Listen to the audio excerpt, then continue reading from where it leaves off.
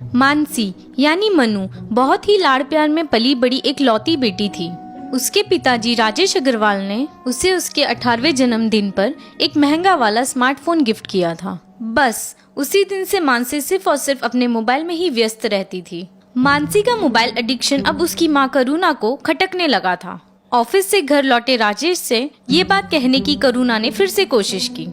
सुनते हो, आपने खामखा मानसी को ये महंगा वाला मोबाइल गिफ्ट दिया है। क्यों? क्या किया अब मेरी बेटी ने? क्या किया?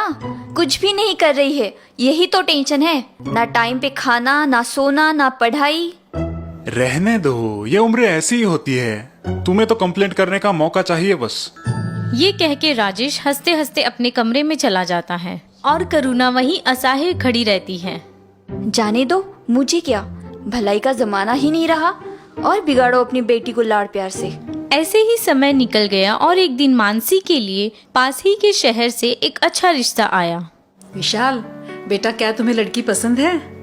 मुझे तो मेरी बहू बहुत पसंद आई है। जी माँ, मुझे भी।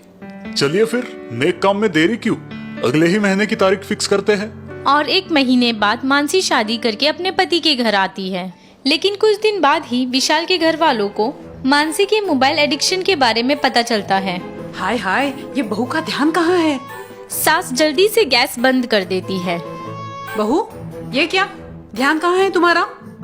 ओह सॉरी माँ जी, मैं जरा बिजी थी, गेम के लास्ट लेवल चल रही थी ना। मानसी सॉरी कह के वहाँ से चली जाती है और सास उलझन में पड़ती है। पता नहीं ये बहू हमेशा वो मोबाइल की मशीन लेके क्या करती रहती है। घर के काम में बिल्कुल ध्यान नहीं देती। कभी नल खुला छोड़ देती है तो कभी गीले कपड़े सुखाना भूलती है।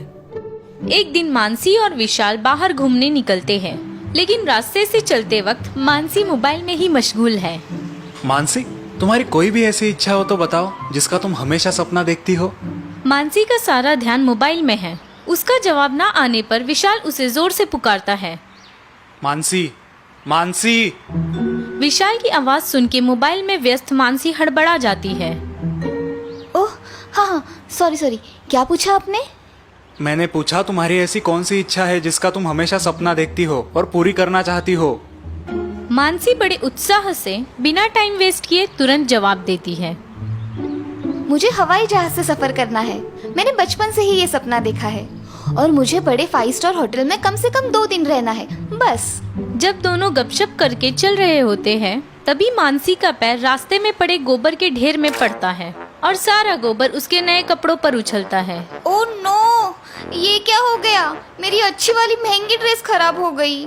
मानसी वहीं रोने लगती है और आसपास के सारे लोग हंसने लगते हैं। विशाल का मुंह उतर जाता है। कोई बात नहीं, चलो घर चलते। इस अनुभव से भी मानसी कोई सीख नहीं लेती और उसका मोबाइल एडिक्शन कायम रहता है। ओह, सुबह के 10 बजे है और मैंने अभी तक एक भी सेल्फी नहीं ली। विशाल ऑफिस के लिए तैयार होकर आता है और उससे अलग अलग पोजेस में सेल्फी खिंचवाने वाली मानसी दिखाई देती है। ये मोबाइल तो मेरा शौक हो गया है, काश मैं भी मोबाइल होता। मानसी, मेरा टिफिन। हाँ, अंदर किचन में रेडी है, बस रोटियां सेकनी बाकी है और सब्जी में नमक डालना है, अभी कर देती हूँ। मानसी भागती हुई किचन में चली जाती है। अब तो ये रोज रोज का सीन हो गया है और विशाल का टेंशन दिन ब दिन बढ़ता जा रहा है। कैसे समझाऊं मानसी को, समझ नहीं आ रहा। इसके इस मोबाइल के एडिक्शन की वजह से सारा घर डिस्टर्ब रहता है। तभी विशाल की माँ वहाँ एक जली हुई साड़ी लेकर आती है। विशाल बेटा, ये देखो बहू ने क्या नया तीर मारा है। ये तो आपकी शादी की साड़ी है ना, ये कैसे जल गई? बहू को इस्त्री करने कहा था मैंने और वो महारानी मोबाइल में व्यस्त हो गई और यहाँ मेरी साड़ी को अग्नि संस्कार कर दिए। ऐसे ही चलता रहा ना तो एक दिन इस घर को भी। माँ प्लीज ऐसा मत बोलिए, मैं समझाता हूँ मानसी को। मैं तो थक गई हूँ समझाते समझाते। अब तू मुझे तीर्थ यात्रा पे ही भेज दे, मन तो शांत रहेगा। अपनी शिकायत सुना के माँ अंदर चली जाती है और विशाल सोच में पड़ता है। इससे पहले कुछ और बड़ा नुकसान झेलना पड़े, मुझे कुछ ना कुछ करना होगा। उसी दिन रात को विशाल ऑफिस से खुशी खुशी घर लौटता है। उसके हाथ में हवाई जहाज की 2 टिकट्स है और बड़े से 5 स्टार होटल का ब्रोशर होता है। मानसी, मानसी, कहाँ हो भाई? तभी विशाल की माँ मायूस चेहरा लेके वहाँ आती है। क्या हुआ माँ, आप ऐसे उदास क्यों दिख रही है? कुछ नहीं, तुम दोपहर को फोन क्यों नहीं उठा रहे थे? हाँ, मैंने देखे आपके मिस कॉल्स, लेकिन एक मीटिंग में बिजी था और बाद में आपको कॉल करना भूल गया। सब ठीक है ना? ऊपर तुम्हारे कमरे में जाओ, मानसी तुम्हारा इंतजार कर रही है। माँ की बात सुनकर विशाल उलझन में पड़ता है और अपने रूम की तरफ बढ़ता है। विशाल जब अंदर आता है तब मानसी रोता चेहरा लेकर पैरों पर एक चादर ओढ़े बैठी दिखाई देती है। मानसी, ये देखो मैं तुम्हारे लिए क्या सरप्राइज लाया हूँ। जल्द से जल्द अपना सूटकेस पैक करो, हम परसों सुबह की फ्लाइट से मलेशिया जा रहे हैं। विशाल की बात सुन के मानसी रो पड़ती है और विशाल कंफ्यूज हो जाता है। अरे क्या हुआ, तुम रो क्यों रही हो? मैं तो तुम्हारा सपना पूरा कर रहा हूँ जो तुम बचपन से देखती आ रही हो। तब मानसी अपने पैरों पर बिछाई चादर हटाती है और विशाल को झटका लगता है। ओह गॉड, ये सब क्या है?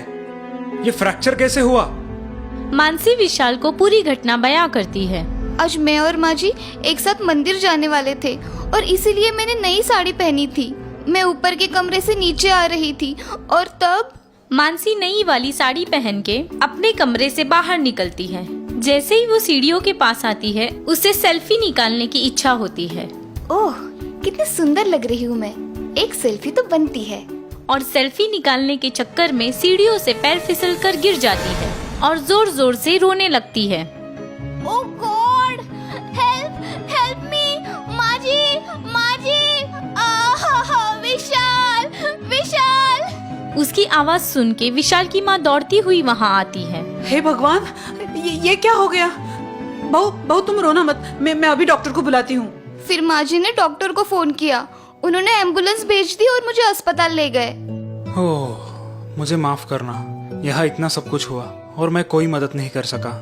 नहीं, माफी तो मुझे मांगनी चाहिए। मेरी वजह से आपका इतना बड़ा नुकसान हुआ। अब मेरे सपने सपने ही रह जाएंगे। नहीं, तुम मेरे लिए सबसे कीमती हो। तुम दुखी मत होना, मैं और ज्यादा मेहनत करूंगा, लेकिन तुम्हारा सपना जरूर पूरा करूंगा। विशाल की बात सुन के मानसी को पछतावा होता है। वो अपना टूटा फूटा मोबाइल हाथ में लिए रोने लगती है। अरे तुम ठीक हो तो इसी में मैं खुश हूँ। अब रोना मत, मैं तुम्हें नया मोबाइल लाके दूंगा। विशाल की दरिया दिली देख के मानसी भावुक होती है और अपना टूटा मोबाइल डस्टबिन में फेंक देती है।